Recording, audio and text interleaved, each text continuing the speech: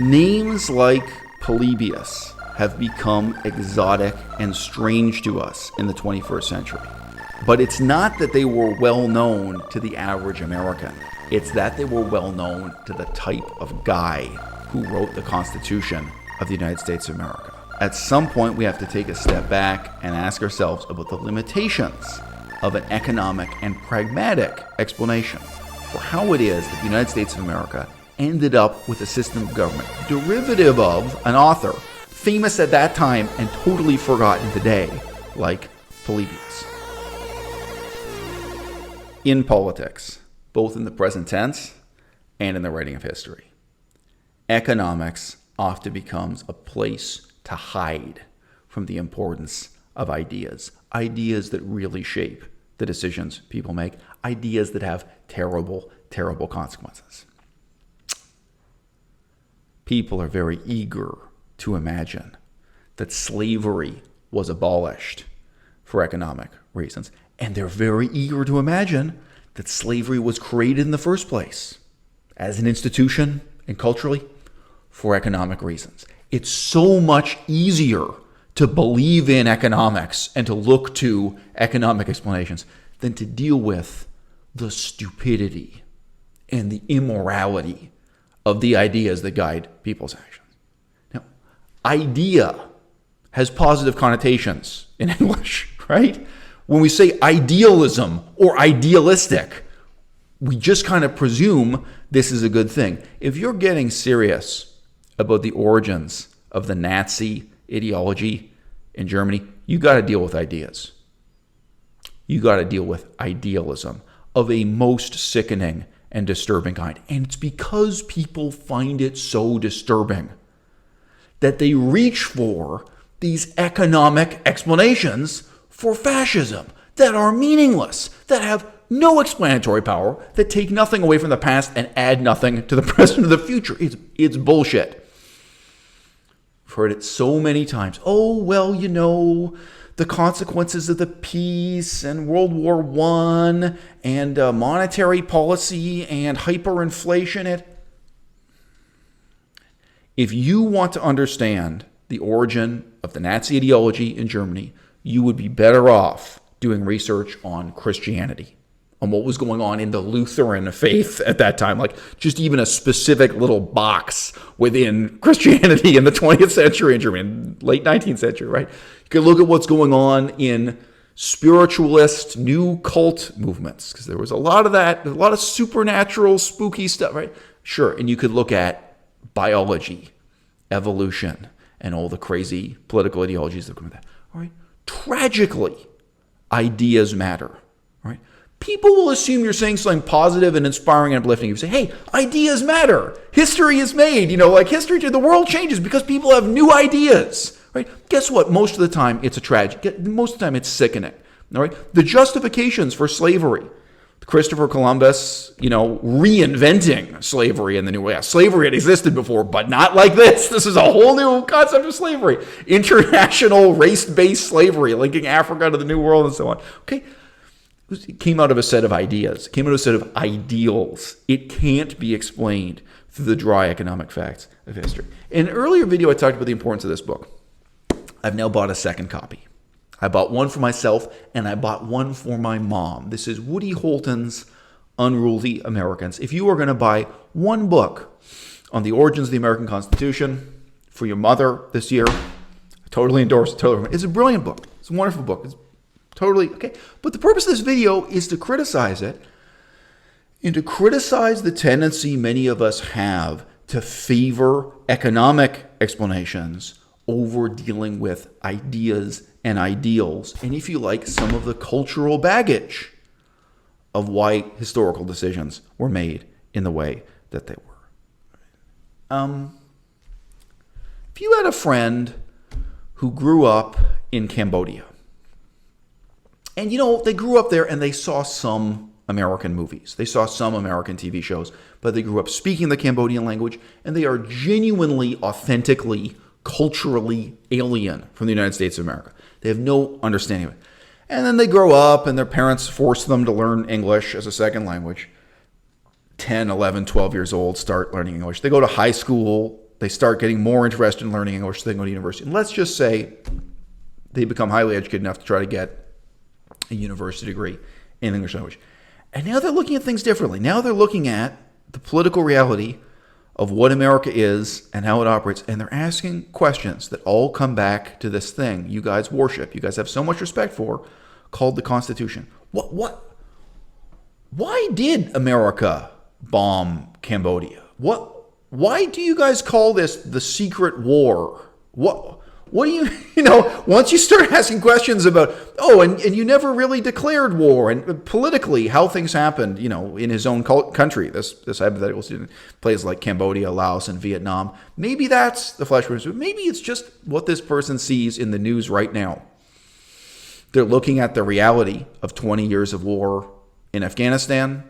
They're looking at the reality of police brutality and people burning down buildings and killing cops on the streets sometimes, all the, conflicts that have come out of the year 2020 and questioning the role of police. And then they're looking at this thing called the Constitution that everyone quotes and everyone cites, and they're looking at the Wikipedia article, and they come to you and they ask, how did this happen? Why is America the way that it is? Why is the Constitution written this way? Are you going to say to them, well, you have to understand, at that time, there was an economic crisis. People had no paper money, so they couldn't pay their taxes and they couldn't pay their debts unless, like as farmers, they literally took their cows to the courthouse to try to pay their taxes or pay their debts in kind. So the farmers rose up in rebellion. They didn't want to be ruined by the new taxes. They didn't want to be ruined by paying their debts back to primarily British investors. They just fought a war against England, the American Revolution. They just fought a rebellion. And now here they were being bankrupted. The whole economy was in ruins. It was devastated. And, all of the soldiers who had fought in the revolution were given these kind of coupons. They were given these special vouchers that the government said they'd redeem in future and they pay interest on. But most of the soldiers were poor, so they sold those to wealthy investors. And then the wealthy investors had stockpiled these special coupons from war veterans, and they were trying to get money out of the government to pay that back, but the government couldn't collect taxes. It's fascinating. It's important. Everyone should know this kind of background. And it does. It does explain this series of short-term crises and compromises that made the American Constitution the way it is. But it leaves so much unexplained. Now, in the writing of history, we may say, in the history of history, the pendulum seems to swing back and forth on this. You will go through periods of time where people really believe in the economic explanations for slavery and the abolition of slavery, and then someone stands up and writes a book and says, no, ideas matter. What was going on religiously and philosophically at the time, and what books people were reading, it really matters. And that really explains why slavery was abolished, when it was, and in the way that it was. In the United States, in Thailand, in China, in France, in Haiti, right? The abolition of slavery is a different history in each of these places.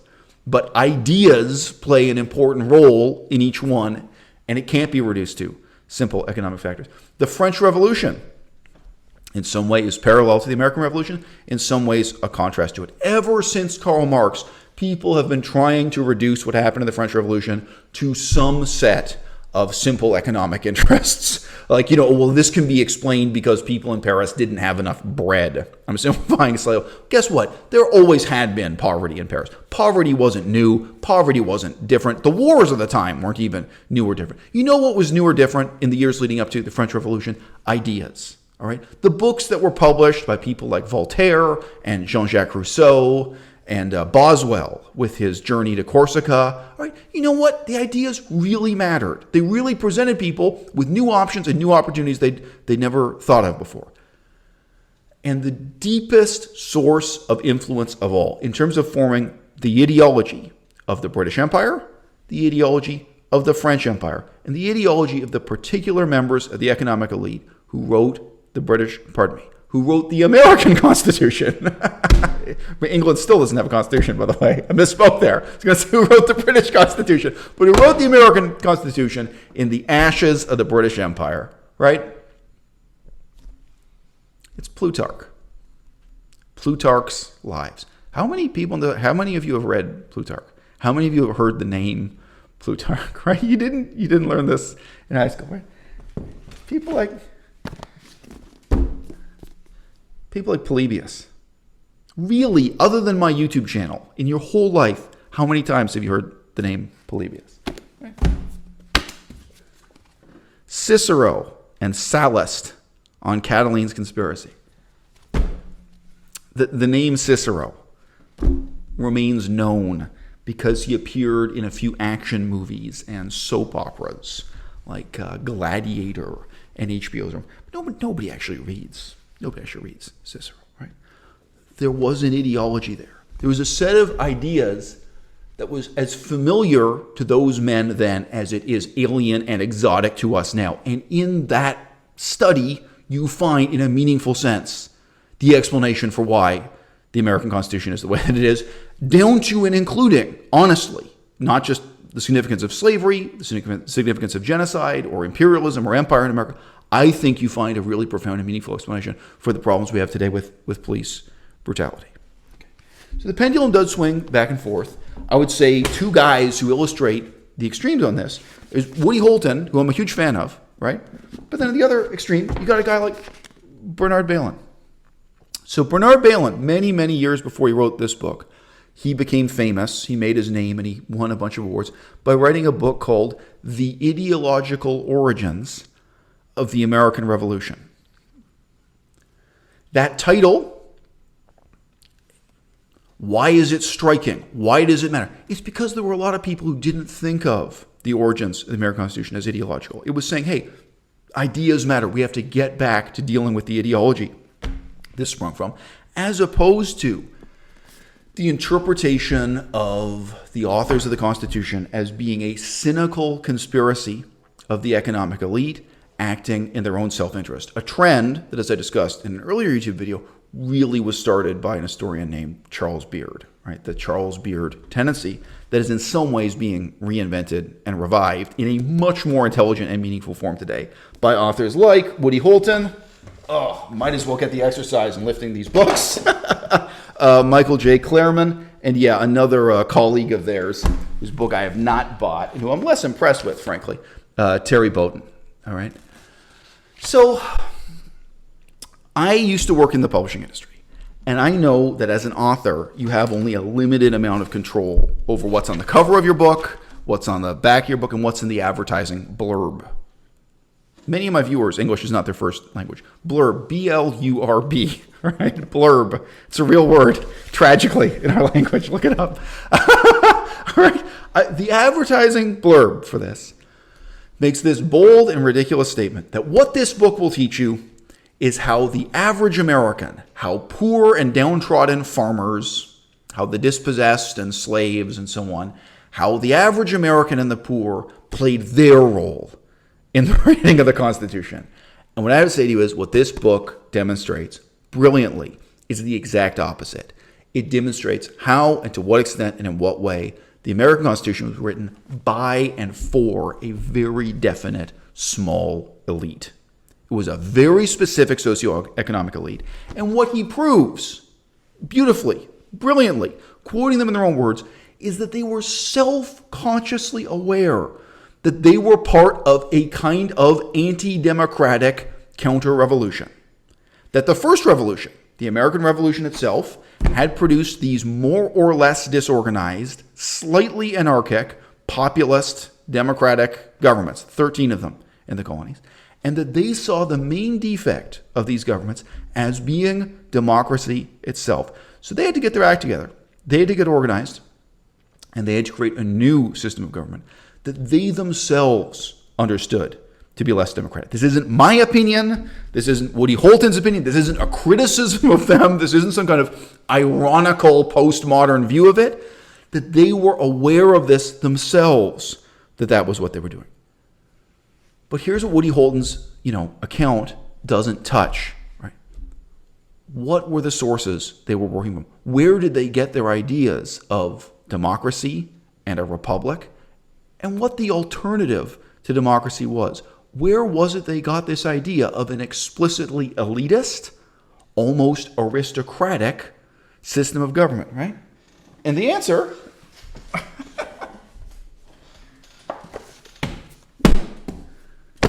right? It's in books like these, right?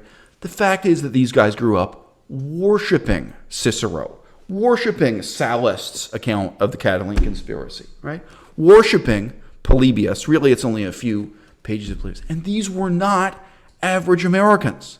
These were not ordinary people. These were guys who were part of a very palpable social elite that defined itself primarily by having this kind of Greco-Roman classical education. I just want to add, I don't think a single one of these guys had read Aristotle's Politics from cover to cover, to use one example.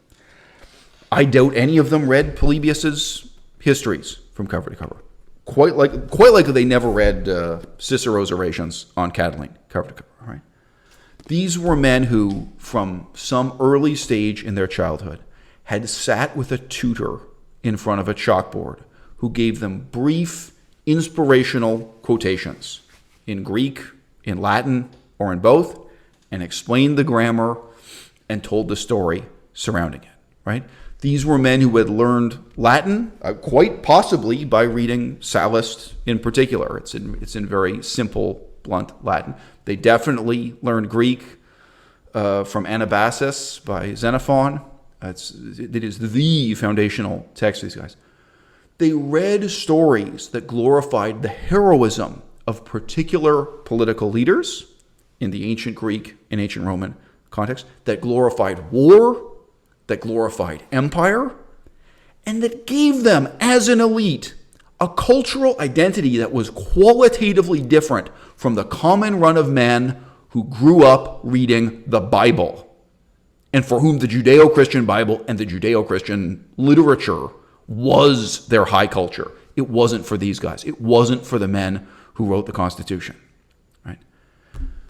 Now, I started this video by saying to you very clearly, the fact that I say something is an idea or is an ideal does not mean that I regard it as a good thing.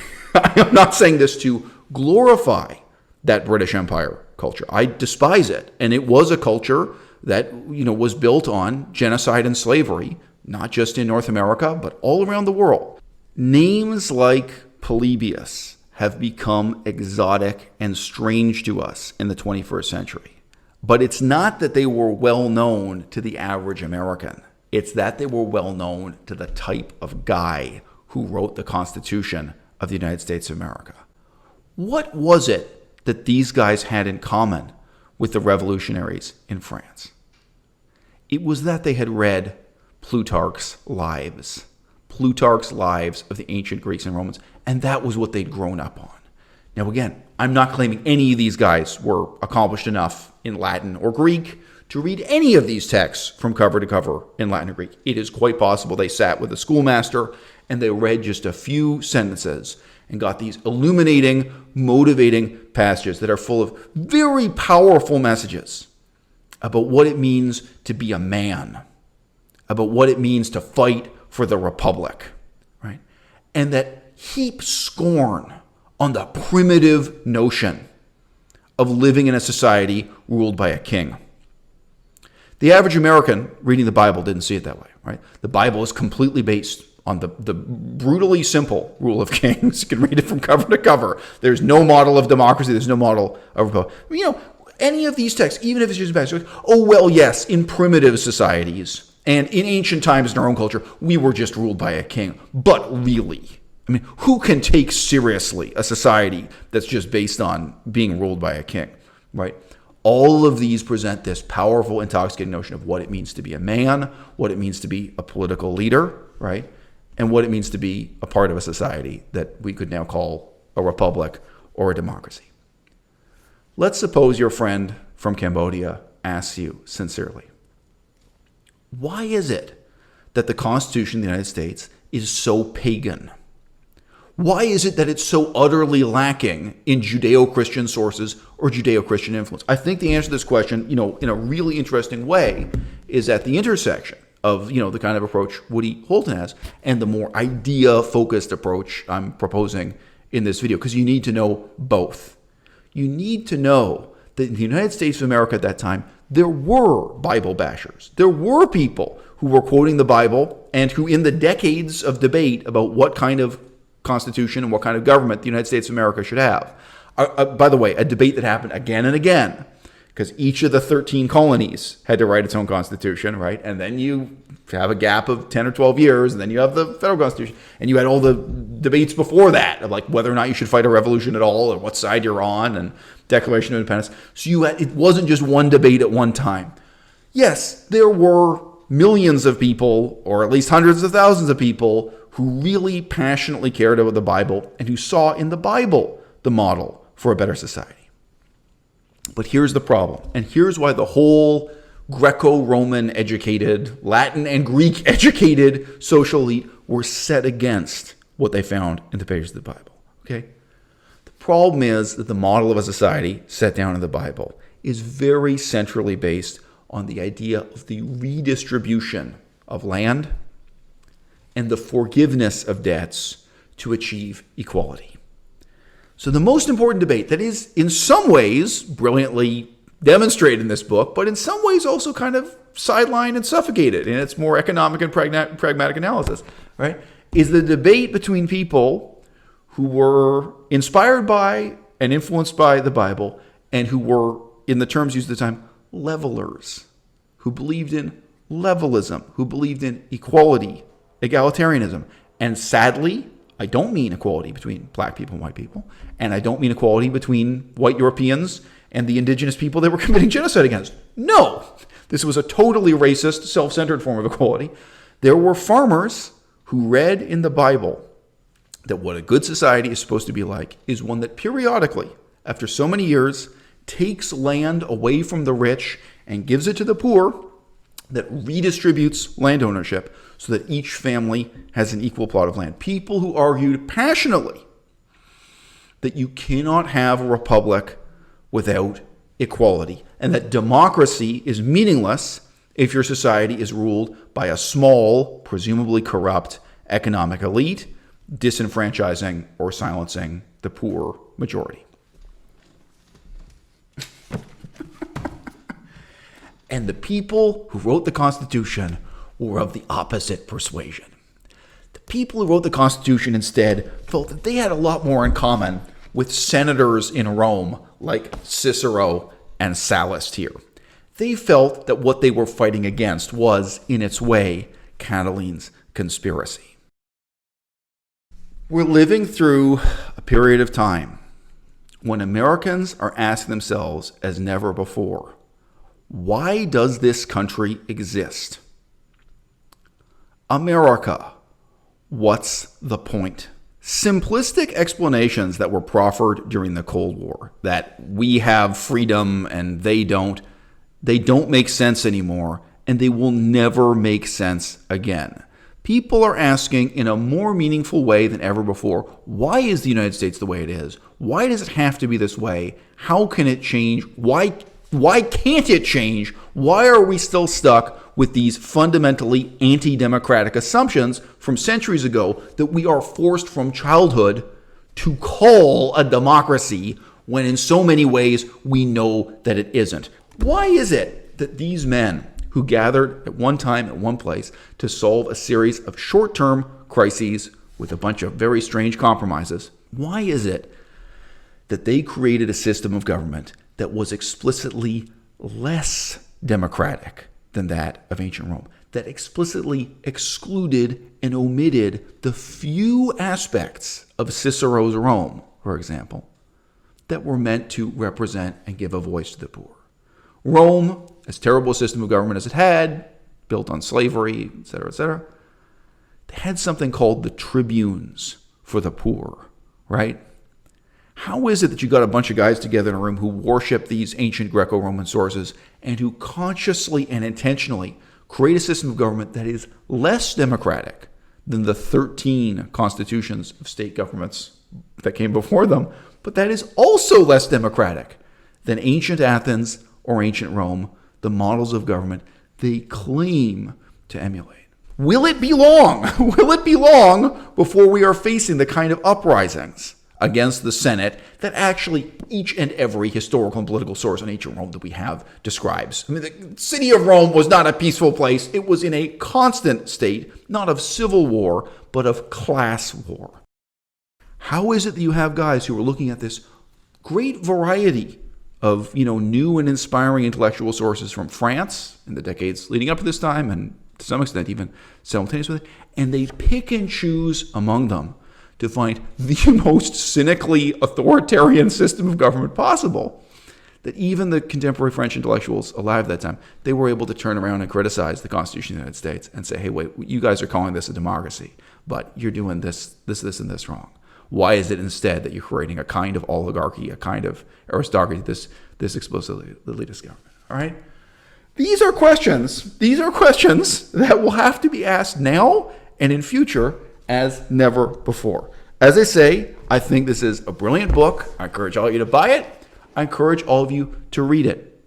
But it also makes us face up to this question of, at what point do we reach the limits of what economics and pragmatic analysis can explain to us, and at what point do we have to take a step back and say, wait, ideas matter, culture matters. At some point, we have to take a step back and ask ourselves about the limitations of an economic and pragmatic explanation for how it is that the United States of America ended up with a system of government derivative of an author famous at that time and totally forgotten today, like Polybius. And my point is not that the answers to that question are going to be good or inspirational or uplifting. I think what we're going to do is rediscover the stupidity of our ancestors and start asking ourselves much more difficult questions about America. What's next?